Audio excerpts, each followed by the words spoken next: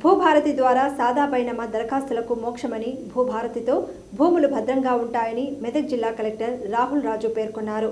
చినశంకరంపేట మండల తహసీల్దార్ కార్యాలయం వద్ద రైతు వేదికలో భూభారతి ఆర్ఓఆర్ చట్టంపై రైతులకు అవగాహన సదస్సు జరిగింది.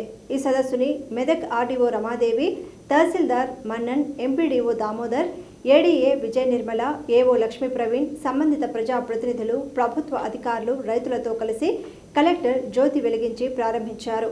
ముందుగా పవర్ పాయింట్ ప్రెజెంటేషన్ ద్వారా భూభారతి చట్టం గురించి రైతులకు అవగాహన కల్పించారు. ఈ సందర్భంగా రైతు సందేహాలను కలెక్టర్ నివృత్తి చేశారు.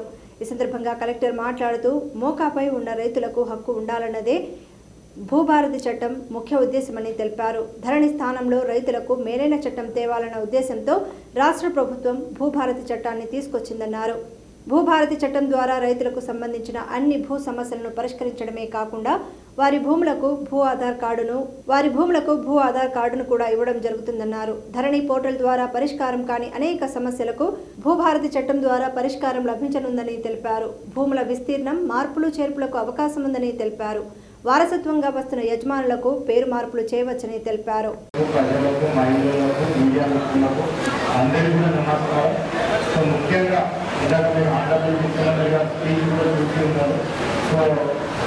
ఈ కొత్త భూభారతి చట్టం ఏదైతే ఉందో ఈ భూభారతి చట్టం మరి పాత ధరణి చట్టం వల్ల ఏవైతే అసౌకర్యాలకు ప్రజలు గురయ్యారో మరి దానికి ఈ కొత్తగా వచ్చిన భూభారతి చట్టానికి దీనికి ఏంటి డిఫరెన్స్, మరి ఈ భూభారతి చట్టంలో ఏ విధమైన సౌకర్యాలు ప్రజలకు, రైతులకు ఎస్పెషల్లీ కల్పించడం జరిగింది, మరి దీని ద్వారా ప్రజలకు ఏ విధమైన ఉపయోగం జరుగుతుంది అనేది వివరంగా చెప్పడానికి మరి ప్రతి మండలంలో కూడా మనం ఒక భూభారతి అవగాహన సదస్సు అనేసి ప్రతి మండలంలో కూడా నిర్వహించడం జరుగుతుంది.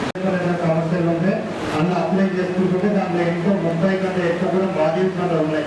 సో సామాన్య వ్యక్తికి ఏ మాడ్యూల్లో సమస్య ఉంటే అప్లై చేసుకోవాలో తెలియక వాళ్ళు రాంగ్ మాడ్యూల్స్ అప్లై చేసుకుంటే ఇంతకుముందు చాలా మటుకు కూడా వాళ్ళ అప్లికేషన్ అంతా కూడా తిరస్కరణకు గురవుతూ ఉంటాయి. మరి ఇటువంటి అన్ని కూడా చూసి కొత్త భూభారతి పోర్టల్ జరగాలంటే సాధ్యపడేది కాదు. సో అంటే సక్రమంగా పట్టాలు జరిగినా, అక్రమంగా పట్టాలు జరిగినా, ఎవరి పేరు మీద పట్టాలు జరిగిందో మళ్ళా ఆ పట్టాలు అది ఎప్పుడో 2 ఏళ్ల క్రితమో సంవత్సరం క్రితమో జరిగిపోయింది. ఇప్పుడు ఆల్రెడీ జరిగిపోయింది కాబట్టి ఇంకా దీన్ని మార్చే అధికారం ఎవరికి కూడా లేదు అని వాళ్ళు చెప్తా ఉన్నారు. సో వాళ్ళిద్దరితో అయితలేదు కాబట్టి మీతోనే అయితేనేమో, మీరు కలెక్టర్ కాబట్టి మీరైనా మార్చి మాకు న్యాయం చేయండి అనేది కూడా వాళ్ళందరూ ఇంతకుముందు వచ్చి ప్రజావాణిలో రిక్వెస్ట్ చేస్తుంది.